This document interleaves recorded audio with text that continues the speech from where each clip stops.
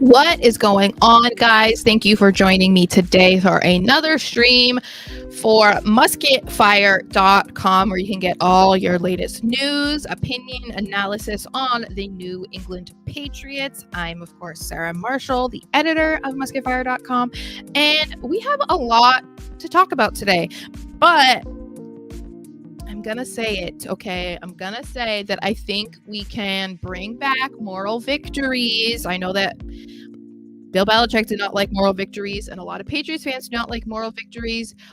But when you have a successful debut, the way that Drake Maye did, even if it was a loss, I think we have room to celebrate, especially given how the last 4 years have gone for the Patriots. I think that we deserve to celebrate what we saw on Sunday against the Texans and what is inevitably to come with Drake Maye under center for at least the next 4 years.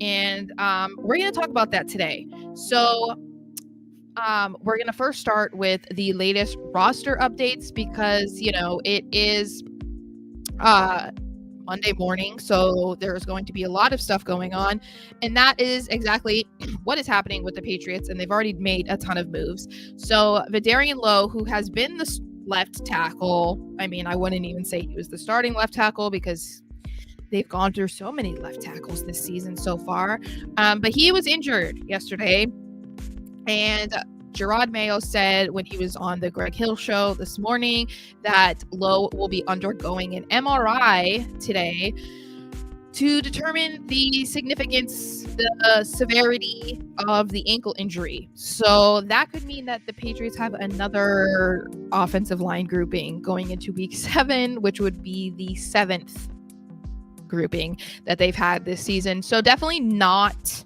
ideal whatsoever. We also heard from Mr. Kraft, who talked about the Jabril Peppers situation, and we haven't gotten any clarity on what's going on there besides he is on the commissioner's exempt list, which means that he cannot practice, he can't really be around the team, and even in the few instances that he is technically allowed, Gerard Mayo already said that they're keeping him away.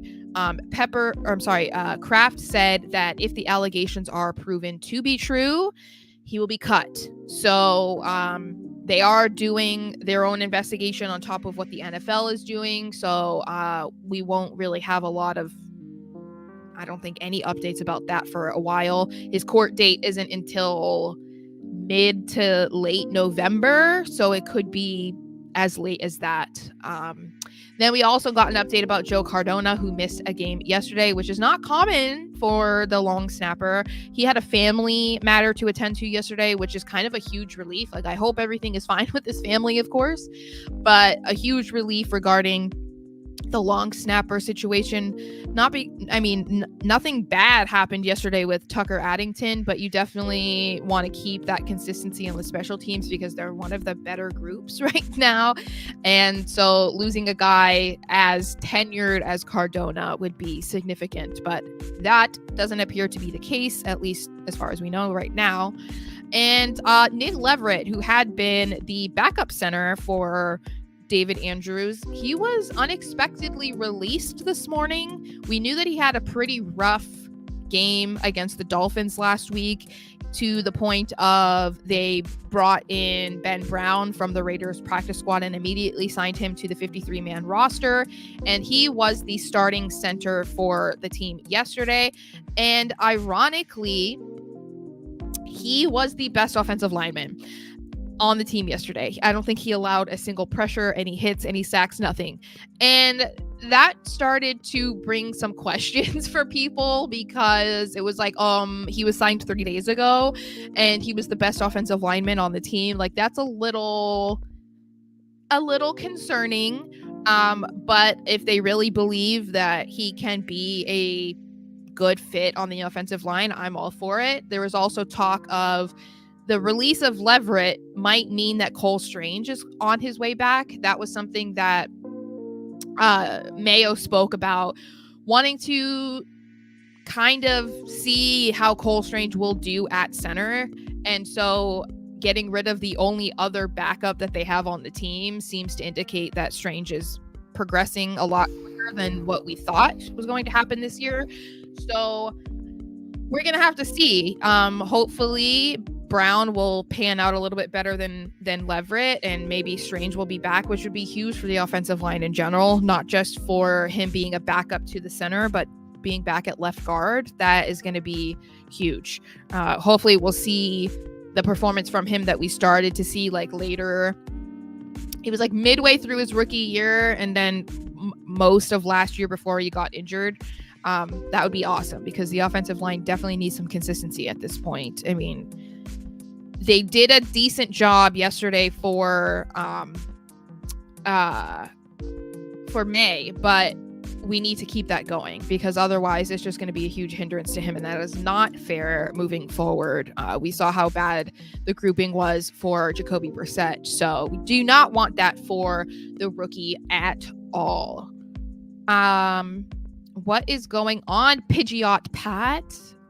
He says Strange, Ben, and Lowe will be elite. I sure hope so. I'm a little bit concerned about Lowe. I don't know if he's going to be coming back, but if we can get City So back in the lineup, he could be solid. Whatever they can do to just put like a solid enough group together that can protect Maye enough to keep him away from getting hit super hard, because that was something that I thought was not appreciated enough about Jacoby. I understand the contributions that he was making were not always the best, but the fact that that man was getting hit and hit and hit, and he was getting up slower and slower every single time, but he was still there, like, deserves credit, because that is not easy to be hit by a dude that's like, 50, 70 pounds bigger than you running at you at full speed. So but since we're talking about Maye, obviously we got to talk about how he did in his debut. Okay, so let's look at his numbers. He went 20 of 33 for 243 yards, 3 touchdowns, and 2 interceptions. The 2 interceptions I feel like are kind of wonky. We know that one interception, he kind of like overthrew it, but that second one was a fluke. Okay, that one was what I think we could probably refer to it as the helmet interception. As if we needed another helmet, play. We didn't need another nickname for a play, But that was wild. Shout out to that Texans player because that was insane. He also was sacked 4 times. Now, I know that's sounds bad, but it's not that bad compared to what we've seen this season. And he also rushed 5 times for 38 yards, which was unfortunately the high from the team yesterday. So that'll just tell you how bad the run game was, not even just because of Ramondre Stevenson's absence, but just the offensive line was just not able to open up anything for them. So that's not great. Hopefully we'll get Stevenson back soon. We didn't get any update on him from Mayo this morning, but I don't think it's expected that he's going to be out too long, so we'll have to see. But we did get this little tidbit. This was interesting regarding Maye's performance. This is from a ESPN stat info. Since 2020, the Patriots have now had 3 passing touchdowns of 35 plus air yards, 1 by Mac Jones, 1 by Cam Newton, and 1 by Drake Maye, which just so happened to be in his NFL career debut. That is pretty awesome.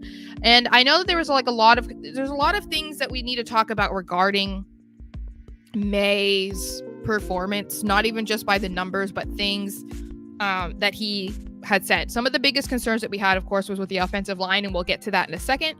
But I also wanted to make sure we pointed out Drake Maye spoke to WEEI this morning, or I guess technically this afternoon if you're on the East Coast. And he spoke about Alex Van Pelt, who has been under fire recently because of his questionable play calling with Jacoby Brissett, and things were not looking great at the beginning of the game against the Texans for Maye. There was some weird calls. I think they called 2 runs and then they had him throw for the first time on 3rd and 9, and it was like, what are we doing? You have a guy who can sling it. Like, why are you making sure he's not doing that? I don't know. So Drake was, of course, asked about that, and he said he's been great. The best thing about AVP, he's played quarterback, he's played in this league, so I'm just trying to soak it all up. So we'll have to see how that relationship continues. I know that a lot of us were getting kind of concerned about him in this position with Jacoby, and then how that was going to translate to how he was going to call games with Maye under center. So we'll definitely have to pay attention to that, because we don't want that to hold him back at all. Obviously, we saw that they were able to like open up the playbook and let him throw downfield later in the game, which is a positive sign. We just need to make sure that that keeps happening, because you don't want to hold him back. He's capable of doing that. I mean, I think his touchdown throw to Booty was like 50 yards. So we don't want to withhold that. We also want to look at the other quarterbacks from the 2024 draft class. There was a lot of talk about, okay, well, Maye is the only one that is being on the bench that was expected to be a starter right away. And the others before him and a couple after him have been thriving. But we have to look at what they did in their first games, in their debuts in the NFL, because a lot of people are not looking at that part. Okay, so Maye is obviously going to be a little bit further behind because he got his first start in week 6 and not week 1. But if we're going to compare their rookie debuts, Maye did great. Okay, so if we're going to look at Caleb Williams, who was the first overall draft pick to the Chicago Bears, in his debut, he went 14 of 29 for 93 yards. He had 5 rushes and 15 yards. Jaden Daniels, who went second overall to the Washington Commanders, he went 17 of 24 for 184 yards, 16 rushes for 88 yards, and 2 touchdowns. So he had a great game, but I think that we kind of expected that. I mean, he was one of, outside of Caleb Williams, him and Maye kept alternating about like who was the second best quarterback of the class, and it's still kind of interchangeable depending on who you ask. As I said already, Maye was 20 of 33 for 243 yards, 3 touchdowns, 2 interceptions, 5 rushes for 38 yards. Other than him, we have Bo Nix, who went 26 of 42, 138 yards, 2 interceptions, 5 rushes, 35 yards, and a touchdown. And we also saw the debut of Spencer Rattler for the Saints yesterday. He went 22 of 40 for 243, 2 touchdowns, 2 interceptions, 4 carries for 27 yards.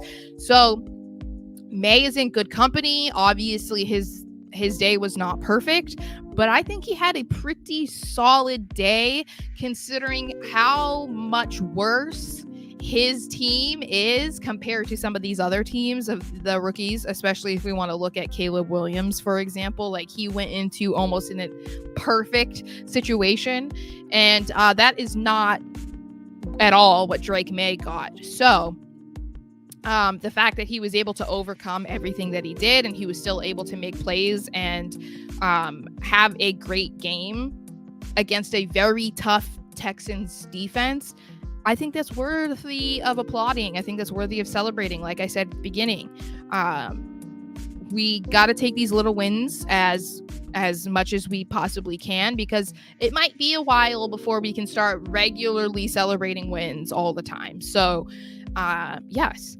So part of the other greatness of Maye so far has been that he's brought a renewed sense of energy to the team. That is something that Gerard Mayo said last week after he announced that he was going to be the starter.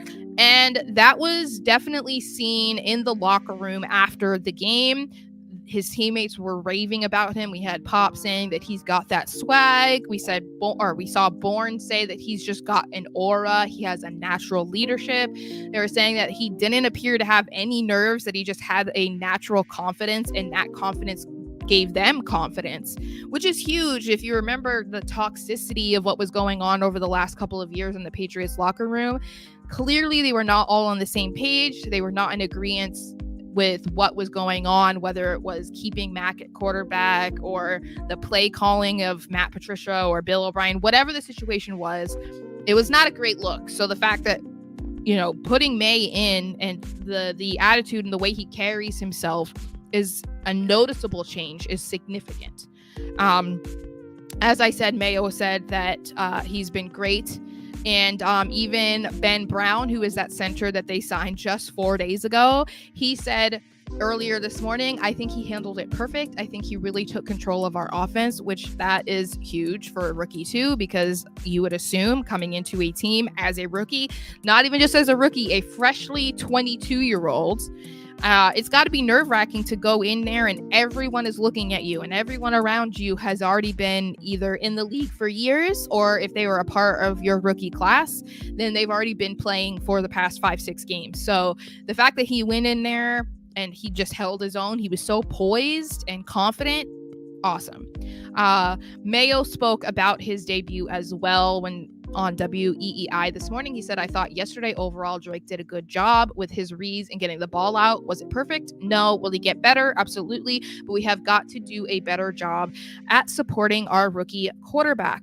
So that was something that definitely caught people's eye or ear, because that has been an argument a lot of people have said about keeping Maye on the bench, that the offense was not built to support a rookie quarterback and therefore got people nervous about what might happen, because we saw how poorly the offensive line was doing with Jacoby Brissett. And I'm not trying to say Jacoby Brissett is a Patrick Mahomes, a Cam Newton, elusive type of quarterback, but he was getting pressured a league high every single week. I think they were averaging like 47%. He was dealing with, I forget how many sacks. What did they say? 20 or something sacks through those first 5 games. Like, he was being hammered. Plus, the offense in general was just struggling, whether the offensive line inconsistency was hindering the run game or receivers weren't getting open or whatever it was. There was just a hot mess going on, and it didn't look like a good situation to throw a rookie into and expect him to thrive. So very interesting to hear Mayo finally, I guess, admit that, because it's definitely been a talking point amongst fans and reporters and commentators, analysts, whatever. And this is the first time really that Mayo has said this. So I would say that's pretty significant. So let's look at the offensive line progression. That is another thing that Mayo hints at, which I'll get to in just a second. So looking at the offensive line stats from their game against the Texans, who have a very good pass rush. So the fact that I guess the fact that they did as well as they did is good. I guess the crazier part is Brown was the best offensive lineman, literally had 2 days of practice, but hey, maybe that's a good sign. I mean, I don't think that we should question it. We should embrace it. That's my mindset anyway. So Demontre Jacobs allowed 2 sacks and he got flagged for a false start. Zach Thomas also allowed 2 sacks.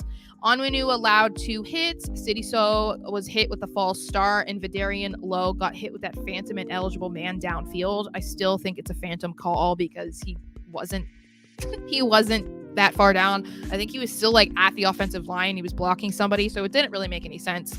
The team overall got hit with a quarterback hit, and Jennings got hit with a quarterback hit as well. That's the backup running back that they had in. So clearly a far from perfect day, but there were some positives. As I said, Ben Brown doing as well as he did, and Drake Maye being able to navigate through that. Part of that is because he had a far from perfect offensive line in his 2 years at UNC as the starter. So I think that definitely played a part in how well he was able to kind of like figure this out. Obviously he didn't have much experience with these guys because these were not the ones that he was playing with in the preseason either. So shout out to him, because I do think that that was not something that we were expecting, especially if you watched Jacoby Brissett over the last 2 weeks specifically. It was not looking good for Maye. So I do think that deserves some praise. But as I said, Mayo, again, love him or hate him, love it or hate it, he is definitely more open with the media than Belichick was. And you can say that's a good thing, that's a bad thing. I think it depends on the week and what he says. And today, this has gotten a little bit controversial. Lots of Patriots fans and reporters were not. It's gotten a mixed review about what he said. So again, during his appearance on WEEI this morning, which he is set to do every Monday, and I believe Drake Maye is now on board as well. They asked him straight up if the Patriots planned not to play Drake Maye this year. And this is where he hints at, well, he doesn't hint at it. He basically says the offensive line was a determining factor in why they were keeping him benched. He said, we had to see what we have this year. No matter what the record is, you got to get a guy like that out there. And in regards to the roster, which has been a problem for a lot of people with how they handle free agency and how they handle the draft, he said, if you look at free agency or through the draft, we're always trying to improve the roster. Now, in saying that, we had a lot of holes on the roster that we felt coming out of the draft and we addressed. Now, in free agency, we still felt like we signed the best offensive lineman in Mike Onwenu and then re-signing some of our own players. Once again, this isn't a one-year thing in my mind. It's going to take time to continue to build out the roster. That's how it is. He did say too, I guess I forgot to put the quote in here, but he did say that the offensive line and how they were playing did play a factor in deciding when Maye, if at all, was going to play this year. And that is something that fans have been screaming from the rooftops since they decided that Jacoby Brissett was going to be the starter. And everybody who had an issue with that was like, okay, well, you know, it is what it is. He's in the NFL now. He's going to get hit. You might as well see it now. There was even the people who felt the opposite, that were not thrilled about him being thrown to the Texans in his debut because of how good Will Anderson is and the rest of their defensive line. They felt like he should have started against the Dolphins a week earlier, or they held him off until they play the Jags in London this week. And it appears that it doesn't matter.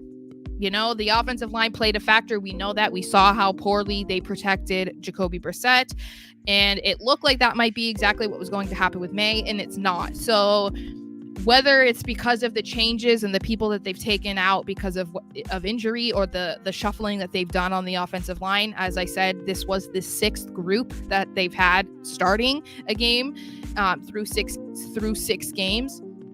So perhaps, you know, Ben Brown being in there made an impact, or Vidarian Lowe getting injured and then having Michael Jordan in and whoever, you know, it's like all of the changes. I can't even keep up with everybody who's been in there, but maybe that has had a positive impact on their production and maybe the way that Mayo and the rest of the coaching staff viewed the offensive line. And if that meant, okay, well, this change has been positive, so this looks like this might be a better setup for Maye. I don't know. But again, this was a very eye-opening admission from the head coach, because this, again, not something that he has said before. And there's an argument that you could definitely make that, yeah, he's not going to speak negatively about his team in the preseason or at the beginning of the year. He's not going to say, well, the offensive line sucks, because at the end of the day, he still signed those guys and he still made them starters. So you're not going to do that, you know? So hopefully they'll continue to progress, you know, especially as the season goes on. They do look like they're hitting a little bit of a valley in their schedule right now, where they might actually be able to rack up some wins. And maybe that's being a little overzealous. That was my favorite word yesterday. But I really do think that they could add some wins over the next, 4 weeks or so. So all right, we just played the Texans. Then they're playing the Jags on Sunday morning, 6:30 a.m. for me on the West Coast in London. They then play the Jets, the Titans, and the Bears. So those are some games that they might be able to add a couple wins. The Jags should definitely be a game they can win. We'll have to see how that goes, obviously. The Jets, that is at Gillette Stadium, which is fantastic. So we'll have to see how they play against the Bills tonight on Monday Night Football. You never really know how the Aaron Rodgers Jets are going to play. Definitely don't know how they're going to play now that they fired their head coach after only 5 games. That makes it even more questionable, but it's definitely great that they're going to be at Gillette. They then play at the Titans, who have been kind of stinky recently, and then they play at the Bears. So the Bears are another one that they were playing pretty well. They have been playing pretty well, but they definitely played really well yesterday. So we could see, I don't know, they could maybe go 2-2 in those games. I don't know. We'll have to see. I mean, we're getting to the point where some people even want them to keep losing because they currently hold the first overall draft pick and they don't want them to mess that up. So I kind of feel like it's a little bit early to get to that point, but you know, I mean, maybe the mindset will change a little bit now that we know that Maye is going to be in instead of Brissett. I don't know. We'll have to see. So moving on to another part of the offense, because it was an up and down day for the Patriots wide receivers.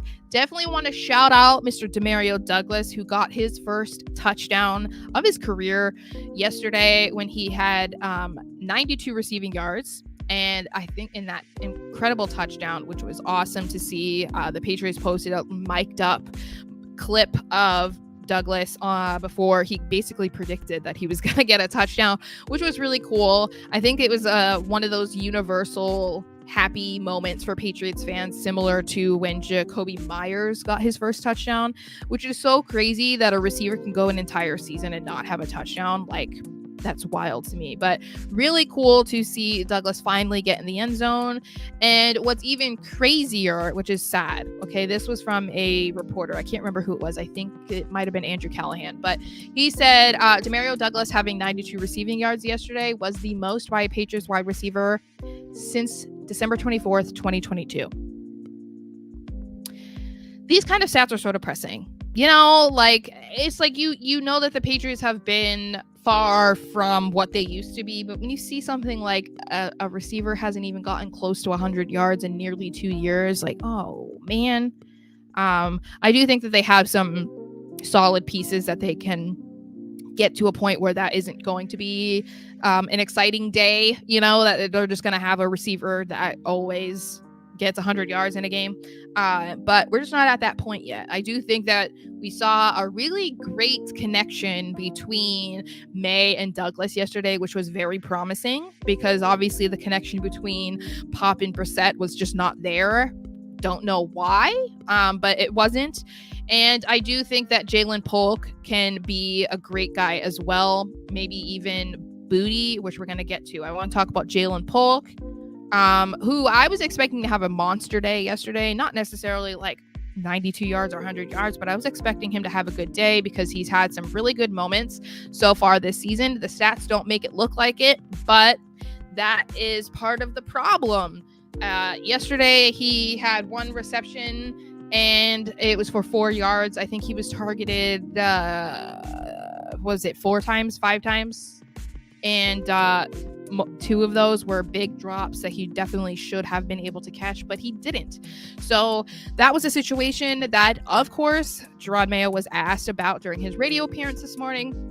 And he said he needs to get over this mental hump. You've got to eliminate the dropped passes. You've got to be better at blocking, which in college he did a great job at that. You have to continue to grow. He has to work harder. He has to pay more attention to the details. We fully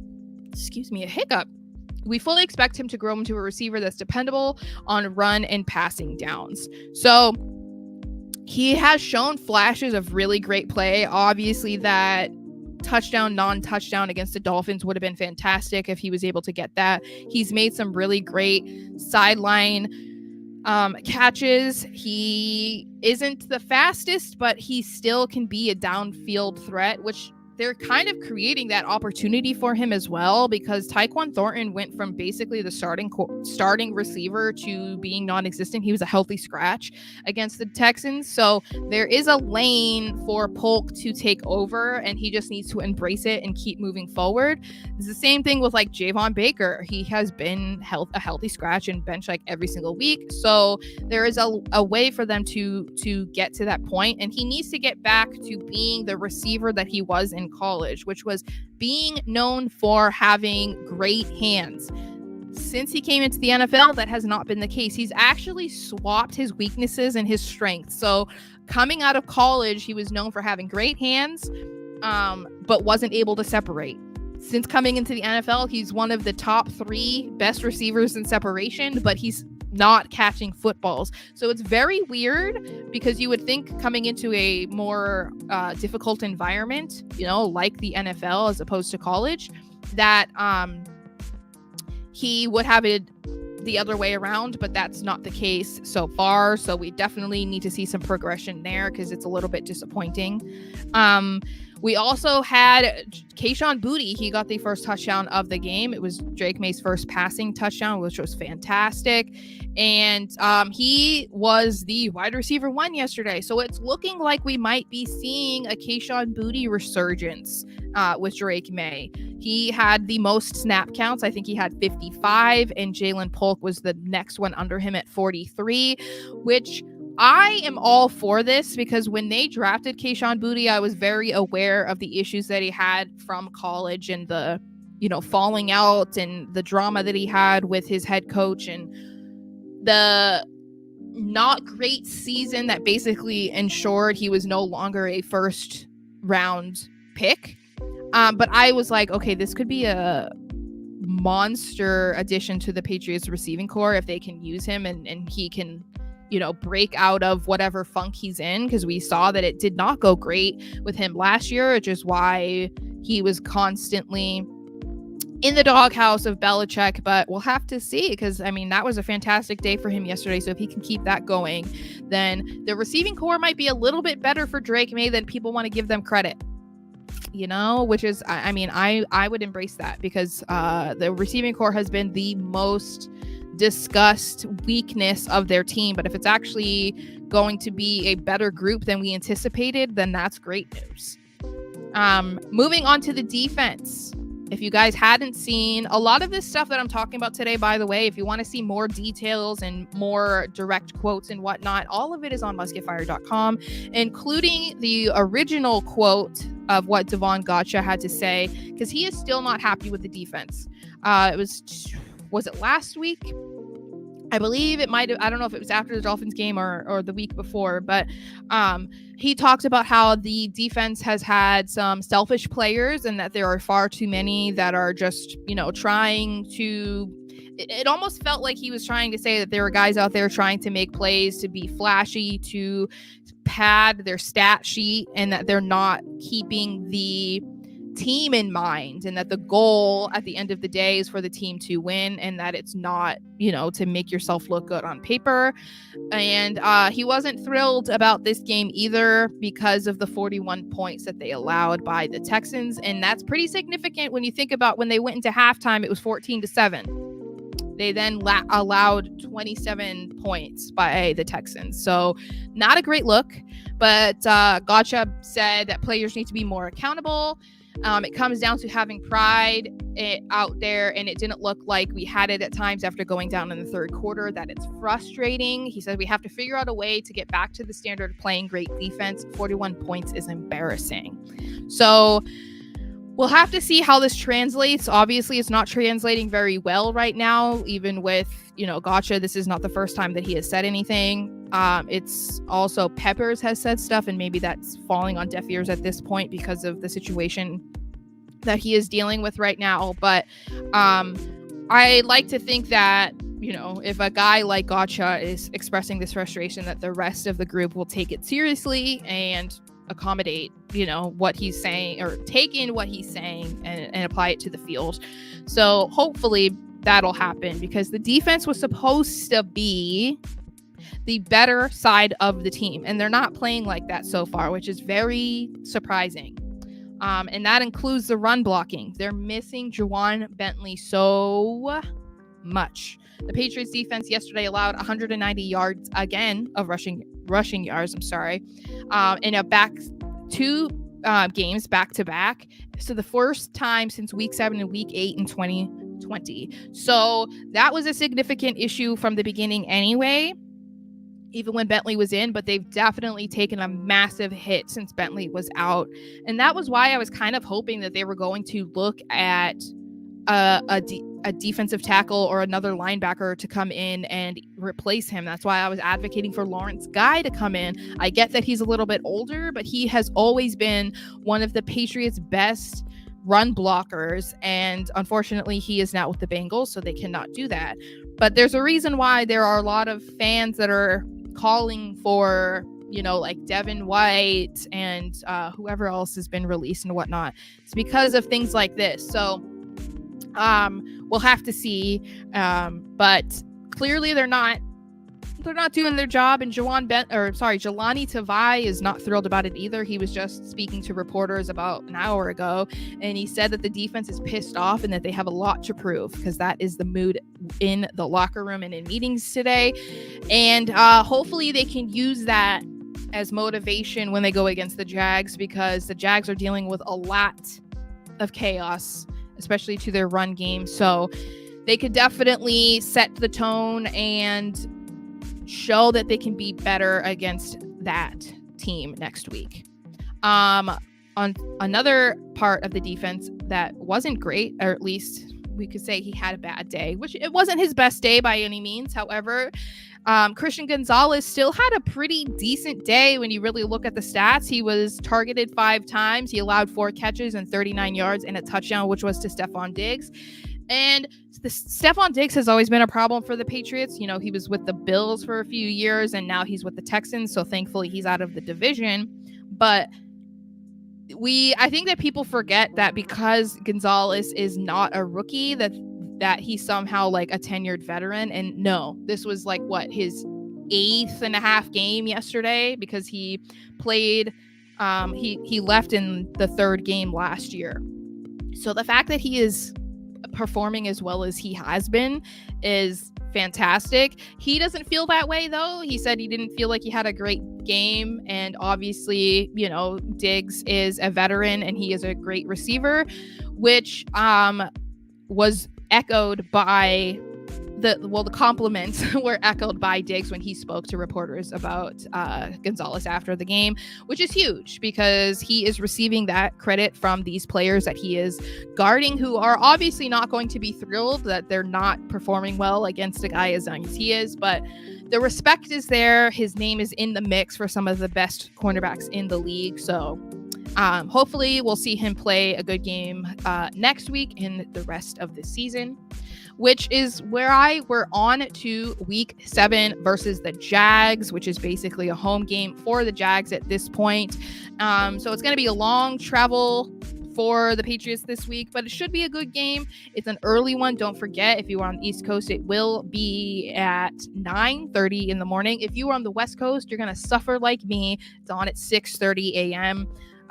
But hopefully it'll be a good game. I think that there is, you know, besides the renewed sense of energy in the Patriots locker room that Mayo said about Maye, I think there's also just a renewed sense of energy within the Patriots fan base. You're actually kind of looking forward to seeing the Patriots now, and whether they win or lose, it doesn't really matter. You just want to see progression. You want to see them just moving in the right direction. You want something to be excited about, and I think that we're at that point, which is awesome. So until then, I will probably see you guys again, maybe, I don't know, later this week at some point, maybe on Thursday. But thank you guys for joining me today, and I will see you guys soon. Don't forget to check out musketfire.com for all of the latest news, opinions, analysis, everything to do with the New England Patriots. Share, like, subscribe to the YouTube channel for more content, and I will see you guys later this week. Bye, guys. Go Pats.